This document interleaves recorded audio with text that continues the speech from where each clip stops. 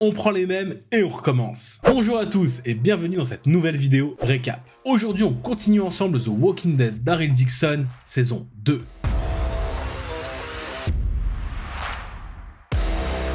Pour rappel, à la fin de la saison 1, Daryl est au nid, sur le mont Saint-Michel. Il a négocié avec un passeur pour rentrer chez lui aux États-Unis, mais Laurent débarque, ce qui fait douter Daryl. Il ne sait toujours pas qui est de retour et Carol est partie à sa recherche. Allez, ne perdons pas plus de temps, générique et c'est parti.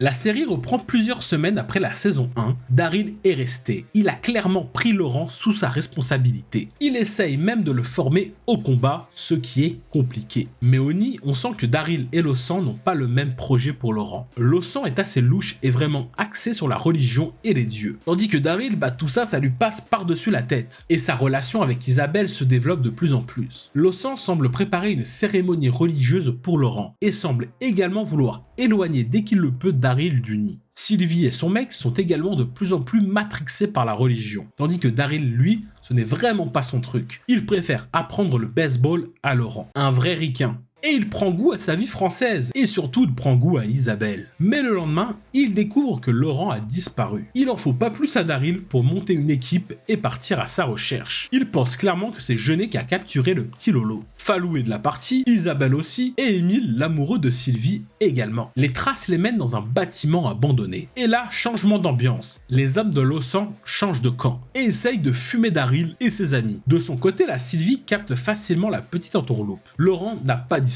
C'est Lawson qui le cache et a envoyé Daryl et les autres à la mort. Sauf qu'elle se fait griller par Lawson et emprisonnée à son tour. Mais bon, zéro pression pour Daryl. Avec Isabelle, il les fume tous. Même Émile était dans le coup. Le traître. Falou l'envoie au sol en 2 secondes et Isabelle termine le travail. Ils savent qu'ils ne sont plus les bienvenus au nid, mais doivent secourir Laurent. Et notre Daryl, c'est un romantique. Il attend d'être posé tranquille sur la plage, petit coucher de soleil, pour pécho Isabelle.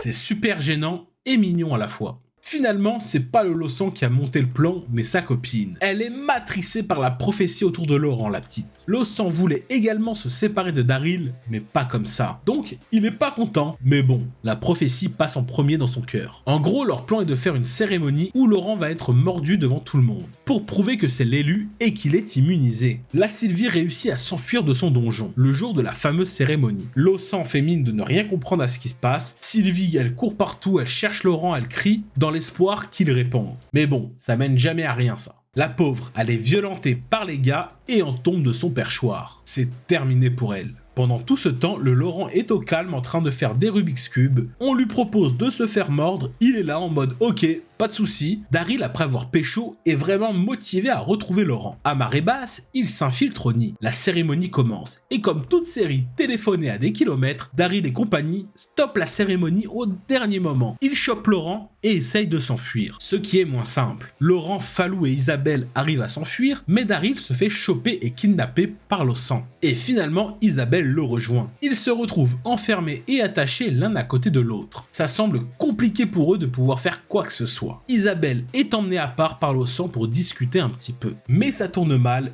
et Lawson la poignarde salement. Du côté de Carol, comme nous le savons, elle n'abandonne jamais. Elle débarque dans le fameux camp qui ont envoyé Daryl en France avec une seule idée en tête, avoir des infos. Elle essaye de papoter, mais ça ne marche pas. Alors, elle fait du Carol.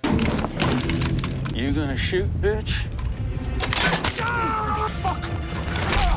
Where's my friend? Une fois les infos obtenues, elle continue son chemin. Elle tombe sur Ash, un homme qui vit seul dans une propriété super bien protégée. Et le mec a un avion, ce qui lui donne des idées. Elle fait la femme fragile pour ne pas être prise pour un danger. Carol passe la nuit sur place et après une nuit assez mouvementée, elle repense de plus en plus à sa fille Sophia. Sur place, Ash a une serre verrouillée par code. Alors le lendemain, la Carol a qu'une envie, c'est d'aller voir ce qui s'y trame à l'intérieur. Alors dès que Ash va se balader en avion, elle en profite. Elle découvre que c'est un temple pour son fils décédé, mais ça tourne mal. En désactivant le courant pour déverrouiller la serre, elle a aussi déverrouillé les portes. c'est full rôdeur. Je sais même pas comment elle arrive à s'en sortir et la serre est complètement détruite. Elle s'en sort par le toit quand Ash découvre ça, il est super vénère. Mais elle lui passe de la pommade sur le dos, lui disant qu'elle est également à la recherche de sa fille, sans lui dire qu'elle est morte depuis bien longtemps. Elle joue clairement sur sa corde sensible. Carol arrive à le convaincre de l'aider d'aller chercher sa fille en France. Donc c'est avec ce petit coucou qu'ils se mettent en route. Ils décident de faire une petite halte ravitaillement en Groenland, mais comme d'hab, tout n'est pas si simple. Une attaque de rôdeurs. Et ils sont secourus par deux nanas vraiment cheloues. Elles font les gentilles, mais c'est vraiment qu'une impression. Elles vivent toutes les deux dans une cabane plutôt cool, mais elles ont des projets que Carol a bien captés. Une des deux part avec Ash faire un petit tour, et la plus chelou reste avec Carol, qui n'est pas née de la dernière pluie.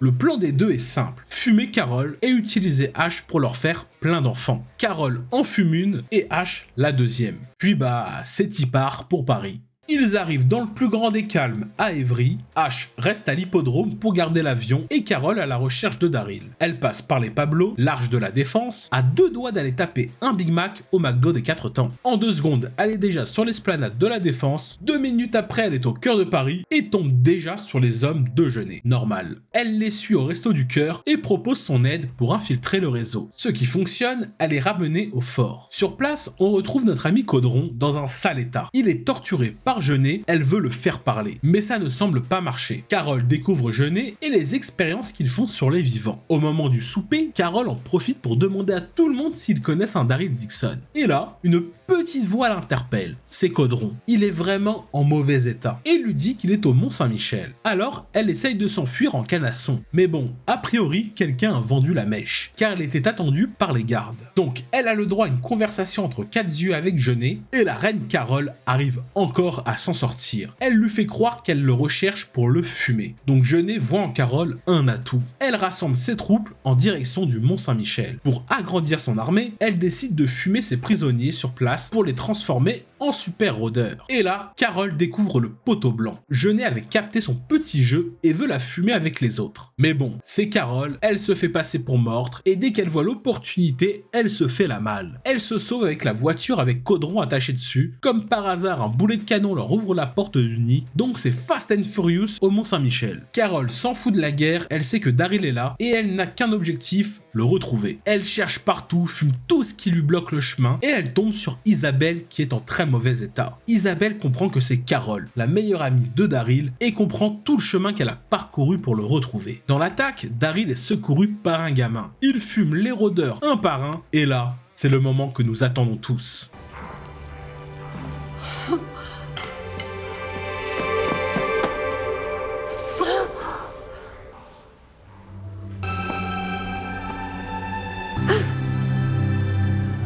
Carol ramène rapidement Daryl auprès d'Isabelle, mais c'est trop tard. Isabelle s'éteint dans ses bras. Le meilleur duo de l'univers est de nouveau réuni. Daryl et Carol font une halte dans une petite ferme où ils sont accueillis par des résistants. Ils dînent, se racontent leur vie, et Laurent a également mangé ici avec Fallou pendant sa fuite. Donc ils sont sur la bonne piste. Mais Jeunet et ses hommes débarquent aussi. Sauf que là, les deux réunis sont imbattables. Ils se font tous déglinguer et Jeunet se fait fumer par Carol.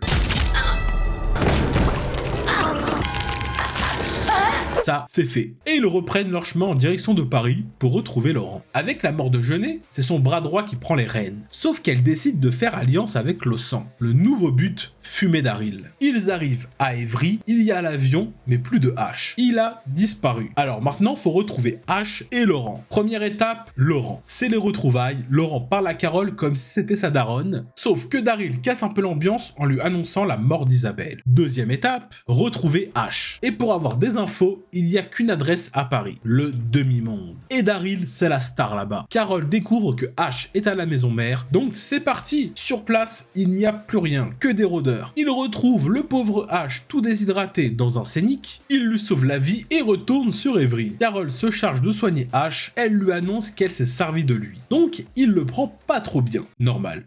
Mais bon, il est là et il veut aussi rentrer chez lui. Tandis que Daryl retourne au demi-monde pour négocier du carburant, Caudron et Laurent sont sur place, car ils fuient Lausan et compagnie, qui, en toute logique, débarquent aussi au demi-monde. Petite course-poursuite dans les catacombes, Caudron se charge de la nana, mais ne la tue pas, tandis que Daryl se charge de fumer Lausan. Et lui fait vraiment le job jusqu'au bout.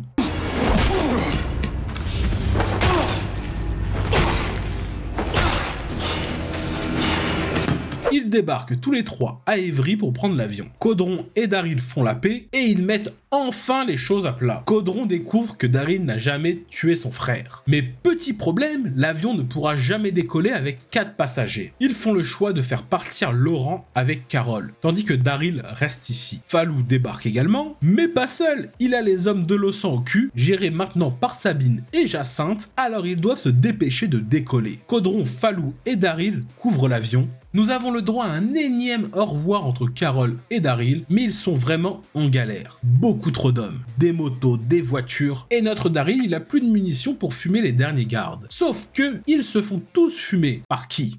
Oui, je sais, nous avons tous déjà capté. Carole est descendue de l'avion et c'est grâce à elle que Laurent et H réussissent à décoller. Maintenant qu'ils ont réussi, ils doivent partir. Falou a un plan pour rejoindre l'Angleterre et là-bas peut-être réussir à rentrer aux US. Devant le tunnel sous la Manche, Falou décide lui de rester en France. Caudron, Carole, Daryl et les 2 guides s'enfoncent alors dans le tunnel. Mais ce qu'ils découvrent est horrible. Il manque d'air et les crottes de chauve-souris créent un gaz psychoactif. Ils deviennent fous l'un après l'autre. Carole voit sa fille partout et part seule de son côté pensant rattraper Sophia, mais elle reprend ses esprits. Caudron, sous l'effet du gaz, s'en prend à Daryl et se bat super violemment. Il poignarde Daryl à l'épaule, il est sur le point de l'achever, mais il voit Michel, son frère. Du coup, il se relève et disparaît au loin. Il ne reste plus que Daryl et Carole. Ils trouvent des masques à oxygène, normal, et continuent leur chemin dans le tunnel, prêts à tout pour rentrer chez eux. Fin de la saison 2 de The Walking Dead, Daryl Dixon. Dans cette saison, au moins, ils ont fait le tri sur les personnages. Il ne reste que Daryl, Caudron et Carole. Et c'est beaucoup plus clair. Mais je me demande tout de même comment ils vont regagner l'Espagne alors qu'ils partent en Angleterre à l'opposé. Rendez-vous dans la saison 3 pour avoir l'info. Merci à tous d'avoir suivi cette vidéo. Si vous voulez